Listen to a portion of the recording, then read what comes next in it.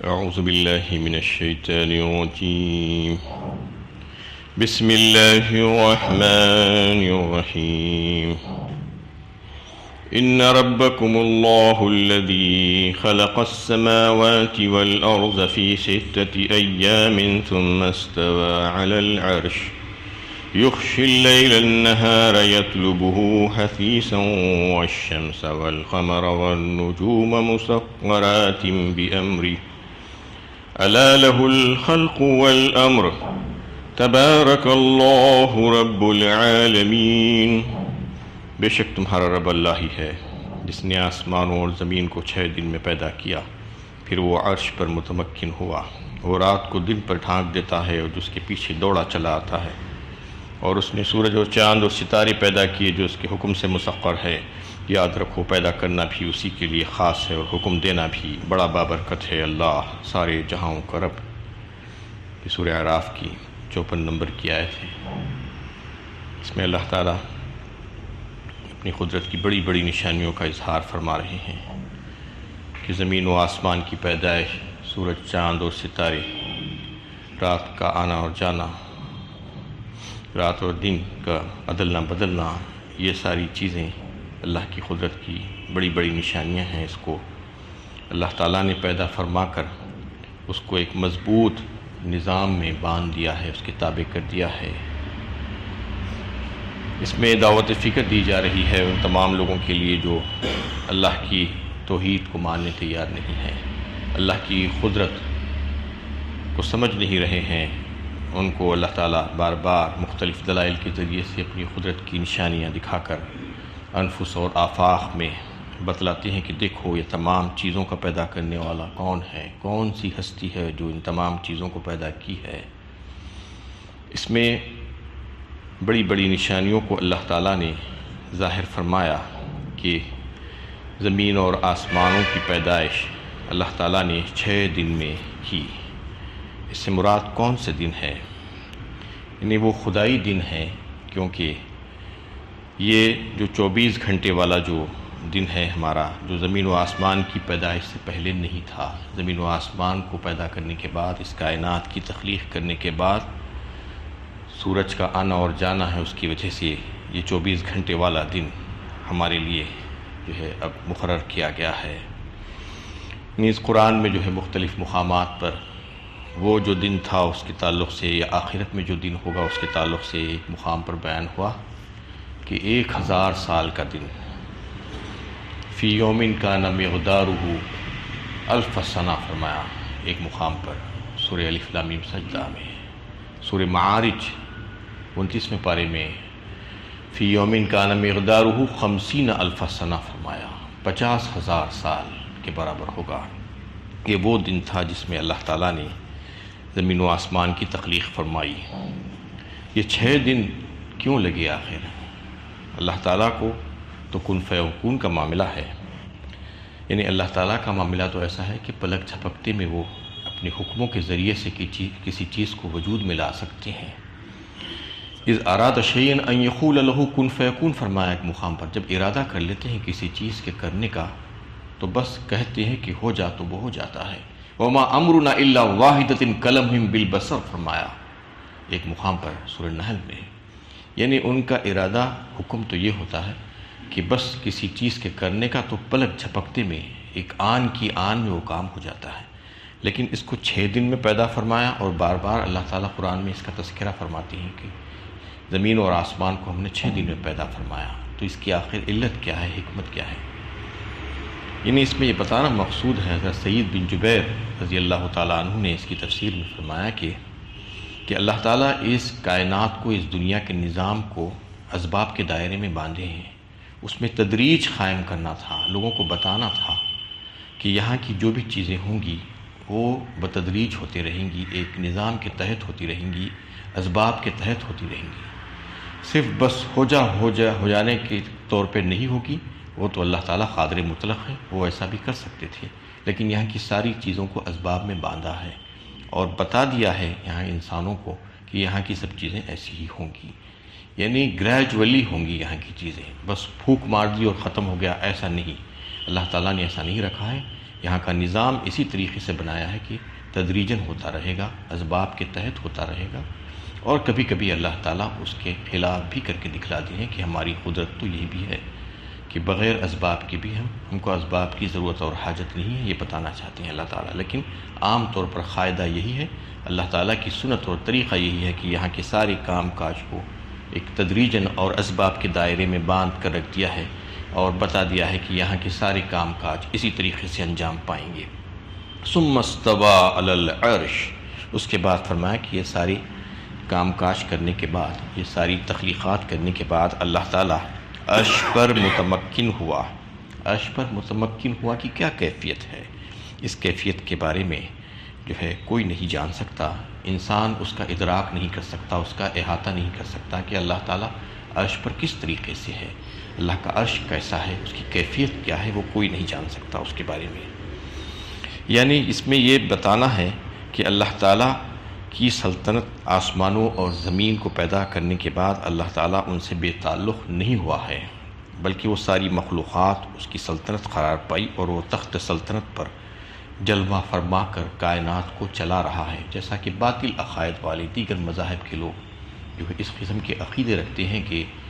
ایک معبود ہے، ایک جو ہے بھگوان ہے، ایک ایسا جو ہے یہ ساری چیزوں کو پیدا کرنے والا ہے، ایک ہستی ہے جس نے اس کو پیدا کی ہے، یہ ساری چیزوں کو پیدا کر کے وہ کسی اور کے حوالے کر دیا ہے، وہ اس کا نظام نہیں چلا رہا ہے۔ لیکن یہاں پر وہ باطل نظام کی تردید ہوتی ہے اور مختلف انداز میں اللہ تعالیٰ نے اس کی تردید فرمائی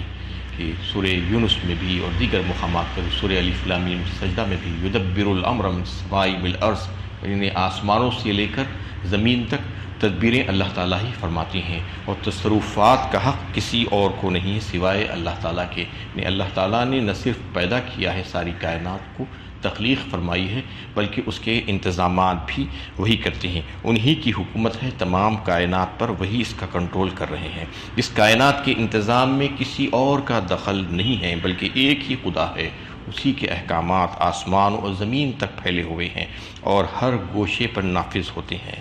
یہ ہے اس کا مطلب کہ قرآن میں متعدد مقامات پر اللہ تعالیٰ کے عرش پر متمکن ہونا کا ذکر آیا ہے، تو اس میں یہ بات ہے کہ اللہ تعالیٰ نے پیدا کیا ہے اور اس کو چلا رہے ہیں، وہی ایک ہستی ہے، اس کے علاوہ ان کو کسی کی حاجت نہیں ہے، کسی کی ضرورت نہیں ہے، وہی اس کو دیکھ بھال کر رہے ہیں، وہی انتظامات کر رہے ہیں، وہی تصرفات کر رہے ہیں۔ یغشی اللیل النہار یطلبہ حثیثا، اور رات کو دن پر ڈھانک دیتا ہے جو اس کے پیچھے دوڑا چلا آتا ہے۔ دن اور رات کا عدلنا بدلنا یہ روزانہ کا ہے معاملہ۔ روزانہ ہم دیکھتے ہیں کہ رات آتی ہے، دن جاتا ہے، دن آتا ہے، رات جاتی ہے۔ یہ سارے انتظامات اللہ تعالیٰ کرتے ہیں۔ دن میں روشنی آ جاتی ہے اور پھر رات جب آتی ہے تو نور کو ختم کر دیتی ہے، اور پھر دن آتا ہے تو پھر سے نور آ جاتا ہے، ساری کائنات روشن ہو جاتی ہے، ایک کے پیچھے ایک چلے آتے ہیں۔ یہ اللہ تعالیٰ کا انقلابی نظام ہے جو ہم روزانہ ہماری نظروں کے سامنے سے گزرتا ہے۔ یغشی اللیل النہار یطلبہ حثیثا والشمس والقمر والنجوم مسخرات بامرہ، اور سورج اور چاند اور ستارے کو اللہ تعالیٰ نے پیدا فرمایا، نہ صرف پیدا فرمایا بلکہ ان کو مسخر کر دیا۔ مطلب یہ ہے کہ ان کو اپنے اپنے کاموں میں لگا دیا گیا، یعنی یہ ساری چیزیں اپنے کام پہ لگی ہوئی ہیں۔ اللہ تعالیٰ نے ان کو پیدا فرمایا اور ان کو ایک حساب سے ایک رفتار ان کو عطا فرما دی اور ان کو ایک طریقہ کار عطا فرما دیا، ایک ٹریک ان کو دے دیا گیا، راستہ دے دیا گیا، بس اسی راستے پر گھوم رہے ہیں۔ انسان جب جو ہے دنیا میں کوئی مشین بناتا ہے تو چند ہی سال چلنے کے بعد اس کو مینٹیننس کی ضرورت پڑتی ہے، اس کو آئلنگ گریسنگ کی ضرورت پڑتی ہے، وہ خراب ہوتا ہے، گھس جاتا ہے، ٹکرا جاتے ہیں ایک دوسرے سے سواریاں، کئی ایک ایسے جو ہے حالات پیش آتے ہیں۔ لیکن اللہ تعالیٰ نے جو چیزیں بنائی ہے وہ اس سے بری ہے، اس میں ایسا کچھ بھی نہیں ہوتا۔ ہزاروں سالوں پہلے اللہ تعالیٰ نے یہ تمام چیزوں کی تخلیق فرمائی اور جس دن سے تخلیق فرمائی اس کو کام پہ لگایا، اس دن سے آج تک ایک سیکنڈ کا فرق ہوئے بغیر وہ چل رہے ہیں۔ اس کو کسی قسم کی کوئی مینٹیننس، کوئی آئلنگ گریسنگ کی ضرورت نہیں ہے۔ کہیں پر آپ یہ نہیں سنتے کہ ستارے ٹکرا گئے اور سورج اور چاند ایک دوسرے سے مل گئے، ایسا نہیں ہے۔ لَلشَّمْسُ يَنبَغِي لَهَا أَن تُدْرِكَ الْقَمَرَ وَلَا اللَّيْلُ سَابِقُ النَّهَارِ وَكُلٌّ فِي فَلَكٍ يَسْبَحُونَ۔ سورہ یاسین میں اللہ تعالیٰ فرمایا کہ مجال نہیں کہ سورج چاند کو پکڑ لے یا رات دن میں آ کر گھس جائے، جتنا اللہ تعالیٰ نے اس کے لیے مقرر کیا ہے اور جو رفتار اللہ تعالیٰ نے جو مقرر کی ہے بس اسی رفتار سے وہ چل رہے ہیں، اور ہر ایک کے لیے ایک آربٹ دے دیا گیا ہے، وہ آربٹ ہی میں تیرتے ہیں۔ اور والشمس تجری لمستقر لہا فرمایا، ذالک تقدیر العزیز العلیم فرمایا سورہ یاسین میں۔ یعنی سورج جو ہے چلا جا رہا ہے اپنے محور میں، اور جہاں پر اس کو جانا ہے اس مقام تک جا رہا ہے جو اس کو اللہ تعالیٰ نے چلا دیا ہے۔ یہ ساری چیزیں یہاں پر بتانے کا مطلب یہ ہے کہ یہ تمام بڑی بڑی مخلوقات جس کو اللہ تعالیٰ نے پیدا فرمایا اور پھر اس کو ایک دائرے میں باندھا اور اس کا جو ہے اس کو مسخر کیا، اس کو کام پر لگایا، تو اتنے بڑی چیزوں کو پیدا کر دیا، اس کے بعد اس کو فنا کر دینا اس کے لیے کیا مشکل ہے، پھر دوبارہ پیدا کرنا کون سا مشکل کام ہے۔ تو انسانوں کو جو یہ بات ماننے کے لیے تیار نہیں ہے کہ آخرت والی زندگی ہے، یہاں پر مرنے کے بعد دوبارہ زندہ اٹھایا جانا ہمارے لیے ضروری ہے جزا اور سزا کے لیے اور حساب و کتاب کے لیے، تو یہ بتایا جا رہا ہے کہ اتنی بڑی چیزوں کو جب تمہارا مالک جو ہے پیدا کر سکتا ہے رب، تو تم کو پیدا کر کے اس کے بعد پھر سے دوبارہ اٹھایا جانا اس کے لیے کون سا مشکل کام ہے۔ لہٰذا تم یہ ساری باتوں کو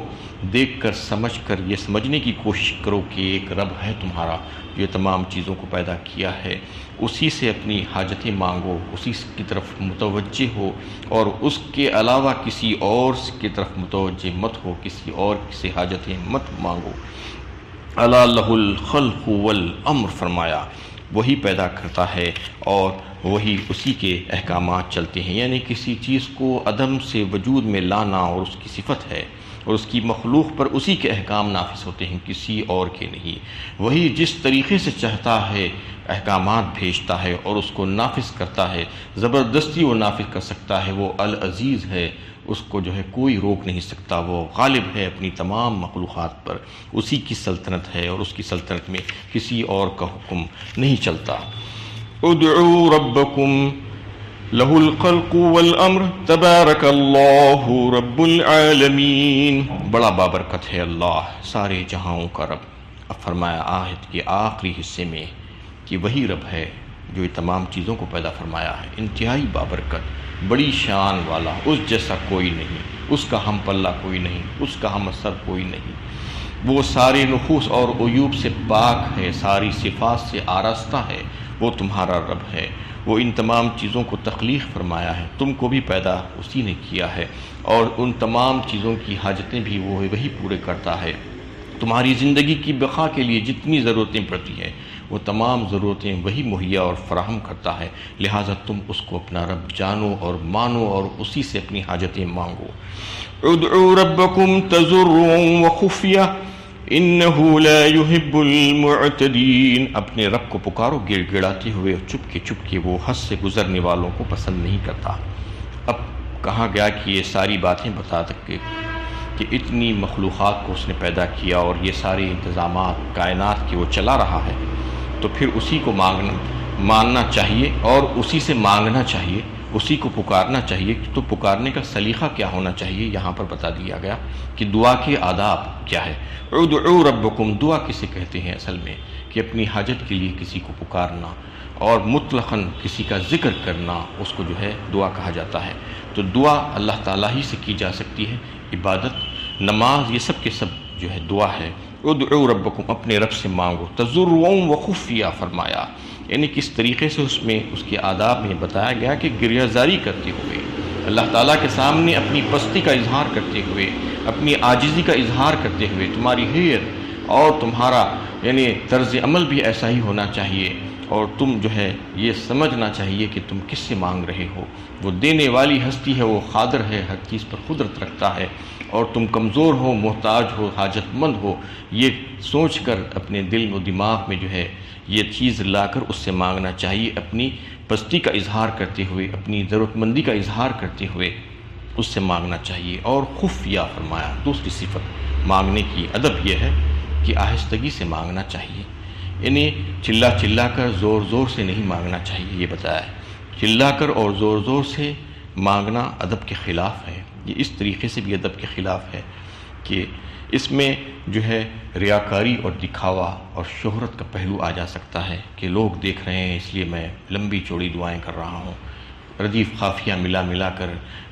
طویل طویل دعائیں کرنا، زوردار آواز میں دعا کرنا، یہ خلاف ادب ہے۔ اس کے تعلق سے جو ہے منع کیا گیا ہے، اور یہ بتایا گیا ہے کہ حضرت حسن بصری رحمۃ اللہ علیہ نے کہ آہستہ دعا کرنے کی فضیلت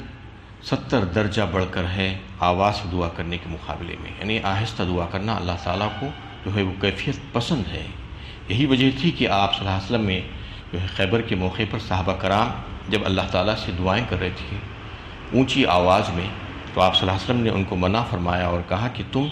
اس سے مانگ رہے ہو جو بہرا نہیں ہے، جو غائب نہیں ہے، بلکہ وہ تو سمیع ہے اور وہ تو قریب ہے، وہ تو علیم ہے، اس سے مانگ رہے ہو تم، وہ سب کچھ سننے والا ہے، سب کچھ جاننے والا ہے اور تمہارے انتہائی قریب ہے۔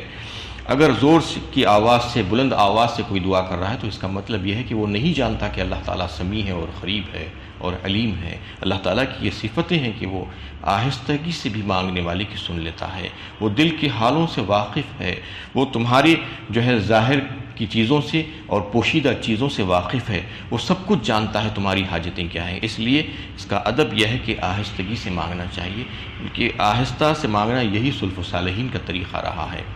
کہ وہ جو اللہ تعالیٰ سے اپنے رب سے دعائیں مانگتے تھے تو وہ صرف جو ہے مناجات ان کی اور ان کے رب کے درمیان ہوتے تھے، کوئی اور ان کی بات نہیں سنتا تھا۔ وہ نمازیں ادا کرتے تھے، دیگر عبادتیں کرتے تھے اور تعلیم حاصل کرتے تھے، لیکن بالکل آہستگی سے، زوردار آواز میں چلا کر نہیں کرتے تھے۔ اس سے یہ بات معلوم ہوتی ہے کہ دعا کے ادب یہ میں سے یہ بھی ہے کہ آہستگی سے مانگنا چاہیے۔ اذ نادى ربه نداء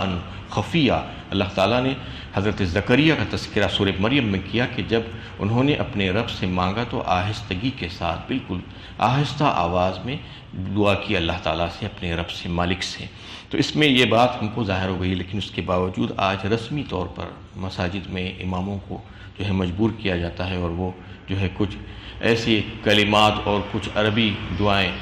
پڑھ دیتے ہیں جس کو پڑھنا کہا جاتا ہے، جس کو دعا کرنا نہیں سمجھا جاتا، کہا جا سکتا ہے، اس لیے کہ وہ جس انداز میں جو ہے دعا کرتے ہیں وہ بالکل کسی چیز کو پڑھنے کا انداز ہوتا ہے۔ یعنی بسا اوقات تو ایسا ہوتا ہے کہ وہ امام کو خود نہیں معلوم کہ وہ جو کلمات جو ادا کر رہا ہے اس کا مطلب کیا ہے، یا کم از کم مقتدیوں کے بارے میں تو اکثر یہ کہا جا سکتا ہے کہ ان کو کچھ بھی نہیں معلوم ہوتا ہے، وہ بس آمین آمین کہتے جاتے ہیں۔ امام صاحب جو ہے کچھ کلمات پڑھ رہے ہیں اور پیچھے سے مقتدی آمین کہہ رہے ہیں، اور اس کے لیے اصرار کرنا امام کو کلمات کے پڑھنے کے سلسلے میں اور ان کو کچھ مخصوص کلمات کے سلسلے میں اصرار کرنا کہ الفاتحہ کہو یا فلاں کلمہ کہو، فلاں کلمہ کہو، یہ سمجھ لینا چاہیے کہ یہ چیزیں ضروری نہیں ہیں اور یہ سنت کے خلاف ہے،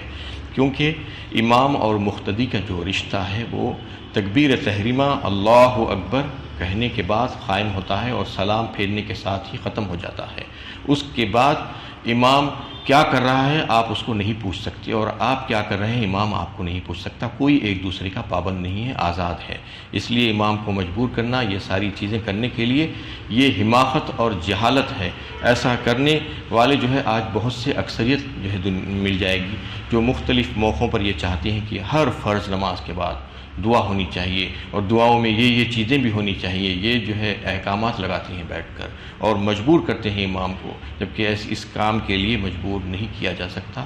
یہ چیزیں جو ہے سنت سے ثابت نہیں ہیں، قرآن و سنت اس میں جو ہے خاموش ہے، تو اس سلسلے میں اللہ کے نبی صلی اللہ علیہ وسلم کا بھی طریقہ کار یہ نہیں رہا تھا۔ ہاں کچھ مخصوص اوقات میں اس قسم کی جو ہے بلند آواز میں دعا کی جا سکتی ہے، کوئی خاص موقع ہے تو اس میں جو ہے ایک شخص دعا کر رہا ہے اور دوسرے اس کے پیچھے سے آمین کہہ رہے ہیں، لیکن اس میں بھی اس بات کا لحاظ ہونا چاہیے کہ پیچھے جو لوگ اپنی باقی ماندہ نمازیں عطا کر رہے ہیں ان کی نمازوں میں خلل اندازی نہ ہو، کیونکہ عام طور پر یہ دیکھا جاتا ہے کہ دعائیں لمبی چوڑی اور طویل اور بلند آواز میں ہوتی ہے، پیچھے جو لوگ نمازوں کی تکمیل کر رہے ہوتے ہیں ان کی نماز خراب ہوتی ہے، جو عبادتوں میں لگے ہیں دیگر ان کی عبادتوں میں خلل پڑتا ہے، تو اس کا لحاظ کرنا چاہیے، یہ ادب کے خلاف ہے۔ ہاں جن چیزوں میں جہر کرنے کا حکم دیا گیا ہے آپ صلی اللہ علیہ وسلم نے اپنے قول و عمل سے، تو اس میں جہر کرنا ضروری ہے، جیسا کہ اذان کا دینا جو ہے آواز بلند بلند کر کے دینا ہے، اقامت کہنا، بآواز بلند اقامت کہنا ہے۔ اسی طریقے سے جو ہے جہری نمازیں جو ہیں فجر، عشاء، مغرب، عشاء وغیرہ میں جو ہے جو اونچی آواز میں بلند آواز میں قرات کرنا ہے وہ کرنا ہی پڑے گا۔ تکبیرات اور تشریق جو ہے جو پڑھی جاتی ہیں وہ بلند آواز میں پڑھی جائیں گی۔ تلبیہ حج اور عمرے میں جو پڑھی جاتی ہیں وہ بلند آواز میں پڑھی جائیں گی۔ یہ ساری چیزیں جو ثابت ہیں آپ صلی اللہ علیہ وسلم سے کہ وہ بلند آواز میں پڑھی جائیں گی تو اس میں بلند آواز ہی میں پڑھنا ضروری ہوگا۔ اس کے علاوہ یہ دعا وغیرہ کے سلسلے میں یہ اپنے ہر بندہ کا جو ہے اپنے رب کے ساتھ جو تعلق ہے وہ اس سے راز و نیاز کر سکتا ہے، وہ اس سے اپنی حاجتیں مانگتا ہے۔ ہر ایک کی اپنی حاجتیں الگ الگ ہوں گی، اس لیے ہر ایک کو چاہیے کہ اپنی انفرادی طور پر دعا کریں اور کسی کو اصرار نہ کریں کہ اجتماعی دعا کروائے اور طویل دعا کرائے اور دعا میں یہ بھی ہو اور وہ بھی ہو۔ یہ سب چیزیں خلاف شرع ہے۔ اس بات کو سمجھ لینا چاہیے کہ دعا کے ادب کے سلسلے میں یہ بات آئی، انہ لا یحب المعتدین، فرمایا آخر میں کہ اللہ تعالیٰ حد سے گزرنے والوں کو پسند نہیں کرتے۔ یعنی کسی بھی معاملے میں، عبادات کے معاملے میں ہو یا دعا کے معاملے میں یا کوئی اور معاملے میں جو حکم دیا گیا ہے بس اسی کے تابع ہونا چاہیے، ورنہ جو ہے یہ ہوگا کہ وہ عبادت بجائے ثواب کے گناہ بن جائے گی اور اس سے جو ہے فائدہ نہیں ہوگا بلکہ نقصان ہوگا۔ تو اعتدال میں رہنا چاہیے اور اپنی حدوں میں رہ کر جو ہے عبادت بھی کرنا چاہیے اور جیسا حکم ہے بالکل اسی کے مطابق عمل کرنا چاہیے۔ اللہ تعالیٰ صحیح علم و عمل کی توفیق عطا فرمائے۔ آخر دعوانا الحمدللہ رب العالمین۔